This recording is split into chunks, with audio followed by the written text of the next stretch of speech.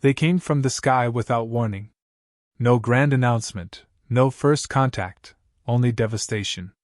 Alien ships, like floating fortresses of metal and light, appeared in Earth's skies, blotting out the sun in places. Their beams reduced entire cities to molten slag in seconds. Human armies scrambled to fight back, but every tank shell, every missile, every fighter jet was swatted from the sky like nothing. The aliens didn't need to land to destroy. Their weapons were precise and efficient, cutting through skyscrapers as if they were paper. The first days saw the fall of New York, Beijing, and Moscow.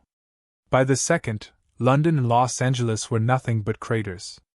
The world's mightiest nations were helpless. Their nuclear arsenals sat untouched, not because of some treaty, but because every attempt to launch was jammed or disabled by enemy tech before leaving the ground. At first, people believed their leaders would figure something out. They always had before. But this time, nothing came. No miracle weapon. No secret alliance. Just burning cities and the sound of alien war machines overhead. Broadcasts went silent one by one. First the news stations, then government channels, until all that remained were frantic radio signals from survivors, begging for help that would never arrive. The aliens didn't speak to us. They didn't demand surrender. They didn't care. They were methodical, breaking down Earth's resistance as though it were a checklist. Their drones, hovering like silent vultures, picked off anyone carrying a weapon. Walking tanks patrolled the ruins, scanning for heat signatures and eliminating anything that moved. But there was something strange about them.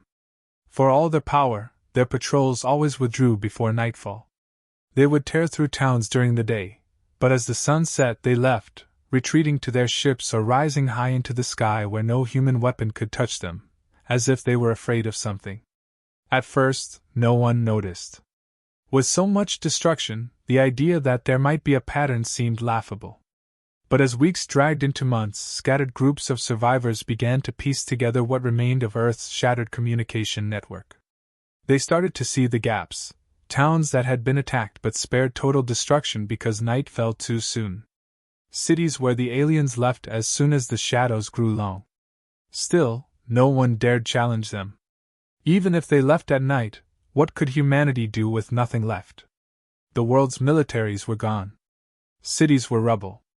Every satellite was destroyed in the first wave. People were starving, hiding in tunnels and ruins, too broken to fight back. Yet a few small bands of soldiers, veterans from different armies, started paying attention to the nights. One group, hunkered down in what was left of Berlin, observed how alien machines would simply freeze when twilight hit. Drones would stop midair before slowly turning back. Armored walkers would lock up as if awaiting orders that never came. They didn't move again until dawn. A squad hiding in the Appalachian Mountains reported something even stranger. They set a trap, a simple one, just explosives rigged to collapse part of a ridge. When a pair of alien scouts passed by as the sun was going down, the humans triggered the charge. One alien fell under the rubble, but the other tried to escape.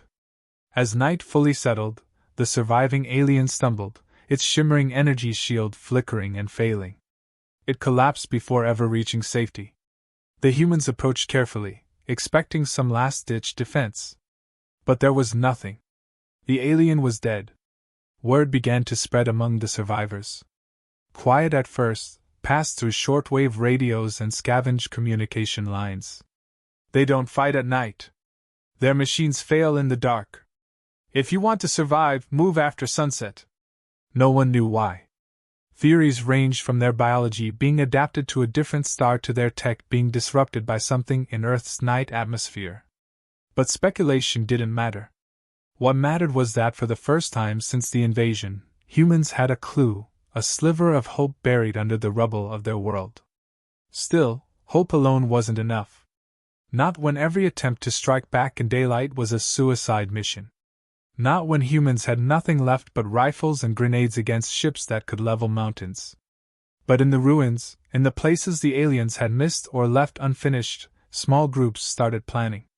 If the enemy had a weakness, even one that only came with the night, someone would find a way to use it. And so, as the last lights of human civilization flickered out, a new kind of war began, One fought in the shadows, in the ruins, and under the cover of darkness. Humans weren't done yet. They couldn't win in the light. But maybe, just maybe, the night could be theirs. Because if the aliens were afraid of the dark, humanity would give them a reason to be. When the survivors realized the aliens wouldn't fight after sunset, the first reaction was disbelief. It seemed impossible that such an advanced force could have any kind of weakness, but the evidence kept piling up. What began as observation turned into determination. If humans couldn't match their power in the light, they would build something to own the night. In the ruins of former military research facilities, engineers, scientists, and soldiers gathered to do what humanity does best when pushed to the brink: adapt, innovate, and fight back. They called it Project Sundown, a desperate initiative to create weapons, tools, and strategies that could operate in the one window of time when the aliens seemed vulnerable. They studied the aliens' tech first. Every downed drone, every broken walker, every piece of debris was analyzed for anything useful. Patterns began to emerge. Alien shielding systems lost efficiency in Earth's magnetic night cycle.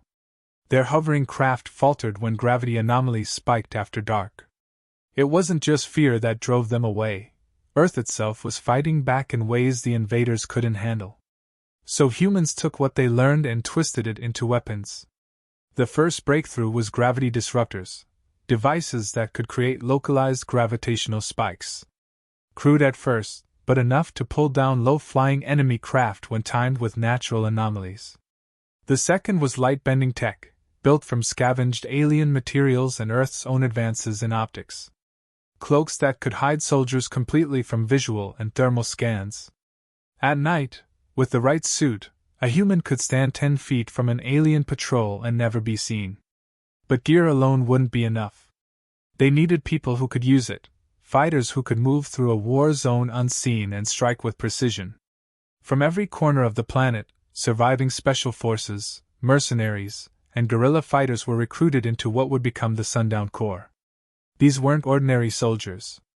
These were people trained to think like predators, moving through darkness with absolute silence and lethal efficiency. They trained in total blackout conditions, running live drills against alien patrol routes, testing their equipment in real time. Every mission was a risk. If caught before sunset, they would be vaporized. But they learned. And every success made them stronger. Alongside them, engineers refined machines built for the night war. AI-controlled drones, running on stealth algorithms, designed to disable alien devices or deliver explosive payloads directly to enemy installations.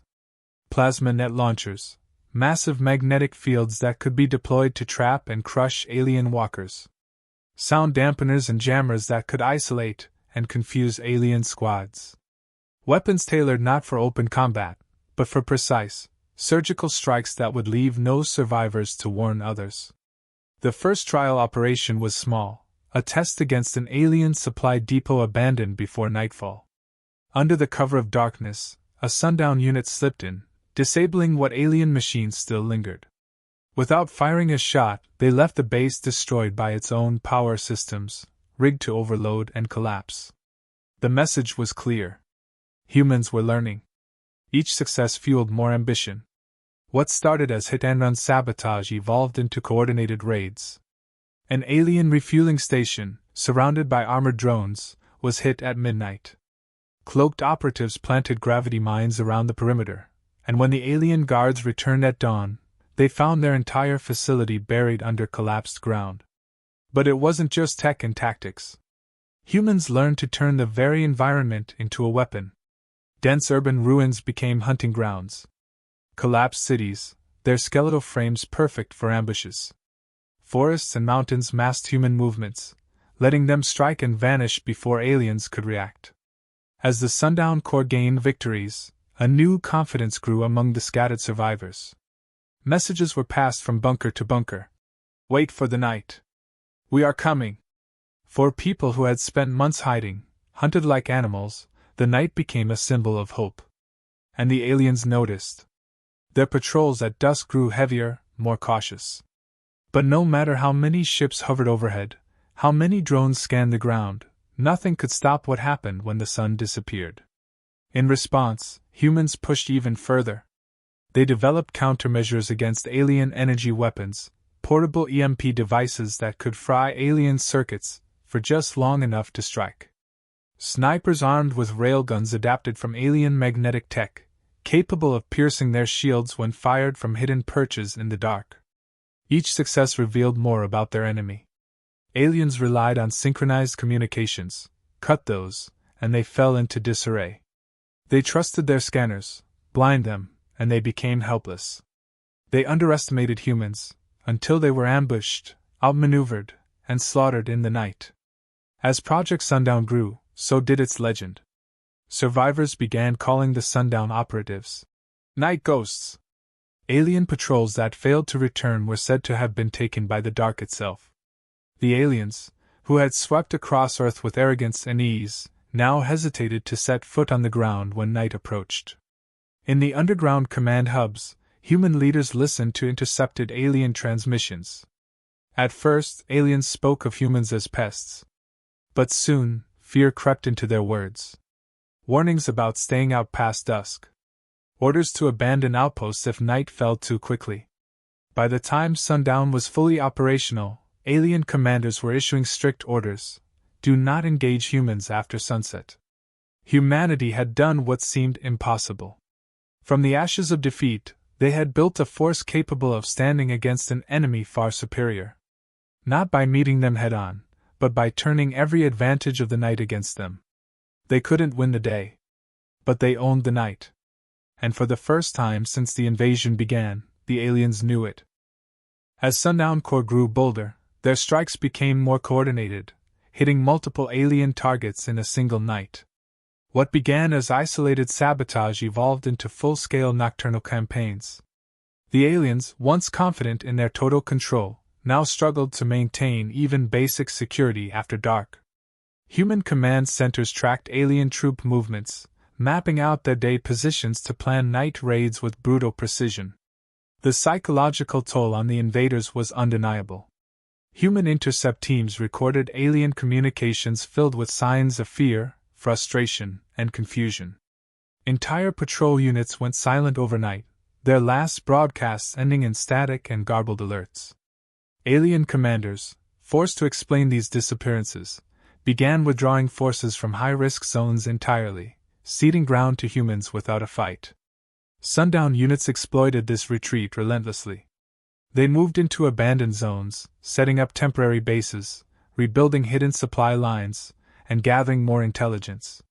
Human engineers, scavenging alien tech, advanced their own weaponry faster than anyone believed possible. Portable energy disruptors capable of shutting down alien shielding systems were now standard issue. Magnetic blade weapons, reverse-engineered from alien alloys, gave operatives silent melee options that could slice through armored drones without a sound. Each new mission pushed limits. Where before Sundown only hit isolated depots or patrols, now they began targeting key alien command hubs. One operation took out an alien uplink relay that coordinated battlefield communications across an entire continent. Without it, alien units became blind, forced to operate on guesswork until the sun rose and the relay could be replaced. The aliens attempted to adapt. They deployed new units designed for night operations, larger drones equipped with floodlights, ground units outfitted with thermal scanners that could pierce human cloaks. But every counter was met with a more ruthless human answer. Light-emitting drones were ambushed and hacked, their own beams turned against them to reveal other alien forces. Thermal scanners were blinded with reflective materials and jammers. The aliens never understood how fast humans could adjust. Every night was a new test of tactics, and with each success, Sundown grew smarter. Human AI combat systems, fed terabytes of real-time battle data, developed predictive models, allowing Sundown commanders to anticipate alien movements even before they happened.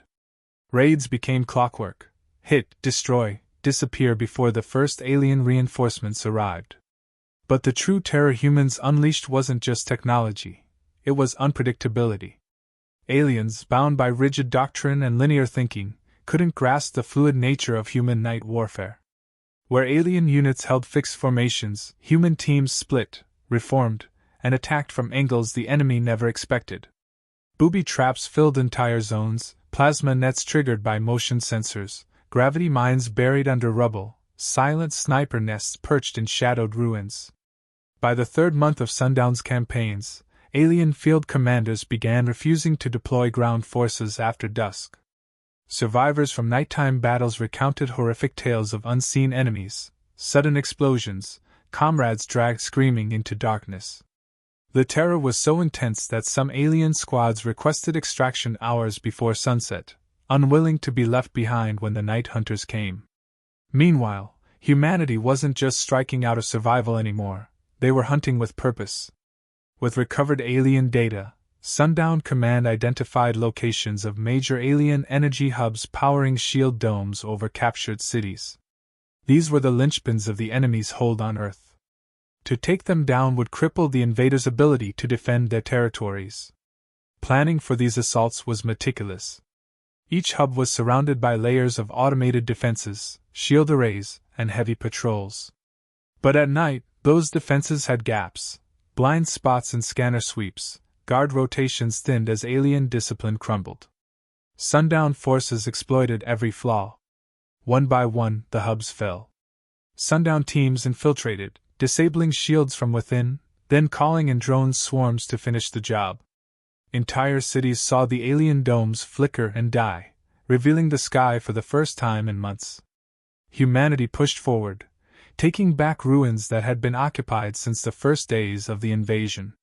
And it wasn't just soldiers fighting now. Civilians, once too afraid to leave their hiding places, began rising. Armed with weapons and devices provided by Sundown, they launched their own ambushes. Farmers planting gravity mines in fields. Mechanics rigging alien wreckage to explode when recovered. Hunters taking down alien scouts with silenced rifles. The night war had become a movement. To aliens, Earth was no longer a battlefield, it was a death trap. Every forest, every city, every shadow held enemies they couldn't see, couldn't predict, and couldn't stop. Alien supply chains broke down. Without safe zones for landing, their forces on the ground began starving for resources, cut off from reinforcements. Sundown Command continued escalating operations, targeting alien leadership itself. Using cloaked insertion pods, elite Sundown units infiltrated enemy ships during nighttime planetary alignments when sensor interference was highest. These missions didn't just sabotage, they assassinated alien officers, planting false data to confuse enemy command. Whole alien regiments would receive fake orders, leading them into ambushes where waiting humans wiped them out. What terrified the aliens most wasn't human strength, it was the precision of it. Every Sundown strike was cold, calculated, and perfectly timed. No wasted shots, no missed opportunities. The aliens realized too late that Earth wasn't fighting a war of attrition, it was fighting a war of extermination, and humans were winning it one night at a time. The impact reached far beyond the battlefield. Across the galaxy, alien transmissions leaked to other species. Do not attack Earth after dark. Humans own the night. Stories of Sundown units turning entire armies to ash spread among alien ranks, and fear of humanity's night hunters grew. Some alien ships in orbit even began abandoning ground units, refusing to send down reinforcements that would be left to die after sunset. For the first time since the invasion began, humans dictated the terms of battle. And as the sun set each day, a clear message spread across every surviving human outpost, broadcast over radios and whispered in the ruins. The night is ours. As the alien forces crumbled under relentless night assaults, High Command within Sundown Corps knew that fear alone wasn't enough to win the war.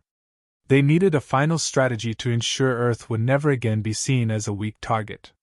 The decision was made to take the fight beyond mere defense and deliver a message to every invader watching from orbit.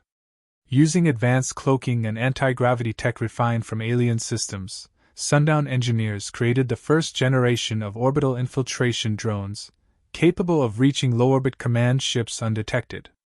These drones carried payloads of advanced viral code, designed to hack alien fleet systems, disrupt command communications, and feed false intel back to their high command.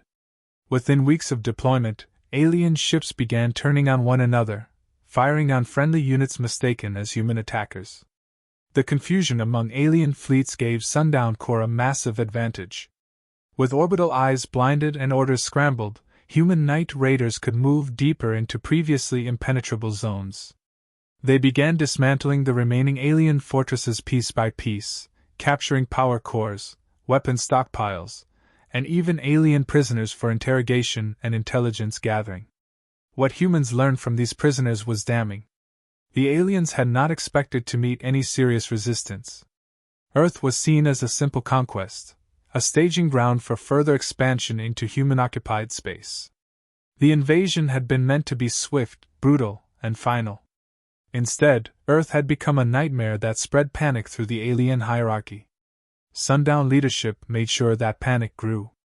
They orchestrated public strikes designed for maximum psychological impact, destroying key alien monuments, capturing and broadcasting the destruction of alien commanders' safe zones, and using alien tech to send messages across their own networks. Messages like, "Earth fights in the dark. Come find out." These taunts, broadcast in the aliens' own language, shattered what little morale remained. On the ground, Sundown operations shifted to eradication mode. No longer content to merely repel or sabotage, they initiated coordinated sweeps to hunt down every last alien force still operating on Earth's surface. These sweeps were relentless. At sunset, Sundown squads would drop in silently, surround alien encampments, and annihilate them before sunrise. No survivors. Alien ships orbiting Earth began withdrawing in waves, abandoning ground units to their fate. Some attempted to evacuate soldiers, but Sundown air interceptors, now equipped with reverse-engineered plasma weapons, shot down transport crafts before they could even clear atmosphere. Any alien who landed on Earth knew there would be no rescue once night fell. The final major alien base, hidden deep within a mountain range and protected by atmospheric shields, was breached using coordinated Sundown infiltration teams.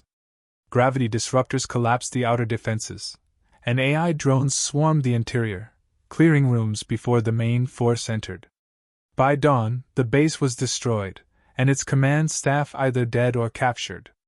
From that moment, alien presence on Earth was effectively over. But humans weren't done. Sundown High Command gathered all recovered alien data, maps of other occupied worlds, and detailed records of alien military logistics.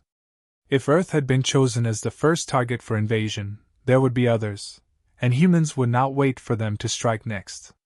A plan was formed to take the war to the stars. Engineers began adapting alien drives and propulsion systems for human use.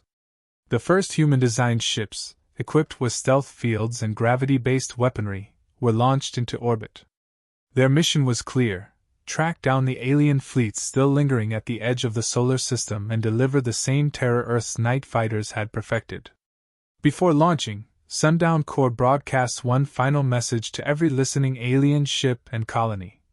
"You wanted Earth. Now Earth is coming for you." The transmission included footage of alien units being wiped out by Sundown teams, cities liberated, and human banners raised over once occupied zones. It left no doubt: humans were no longer prey. Across the planet, survivors began to emerge from hiding. Cities were rebuilt from ruins. Sundown engineers helped restore power grids and communications, but now every city had a defense system based on Sundown tech: gravity mines embedded in city streets, plasma turrets disguised as infrastructure, drone launchers hidden in plain sight. The world was now a fortress, and every civilian was ready to fight if another alien force dared return. Children grew up hearing the stories of the Night Warriors. Sundown Corps became a legend, their operatives' identities kept secret, their deeds passed on as warnings to anyone watching Earth from beyond. New generations trained in the ways of the night fight, learning stealth, tactics, and how to turn the dark into a weapon. As Earth's first space fleet left orbit, carrying Sundown's elite into alien space, one fact became clear across the galaxy: humans had not only survived the invasion, they had become something far worse than anyone expected. No longer just a species fighting for survival, they were now a force that would hunt those who had dared to attack them. In alien-controlled sectors, the name, Earth, became synonymous with unseen death. Planets occupied by the same species that attacked Earth began experiencing their own night terrors, small teams of unknown origin striking and disappearing before alarms could be raised. Rumors spread of human soldiers able to move without sound, to kill without being seen, and to destroy entire outposts under the cover of darkness. For every alien civilization that once looked at Earth as weak, they now saw a predator that hunted in the dark, a world that forged its warriors in shadows, and a people who would never stop coming until every threat was ended. The lesson was brutal and clear: on Earth, night doesn't fall. It rises. And it fights. The war that began as a conquest had become a warning to the galaxy: never underestimate humans, never invade Earth, and never, ever be caught on this planet after sunset.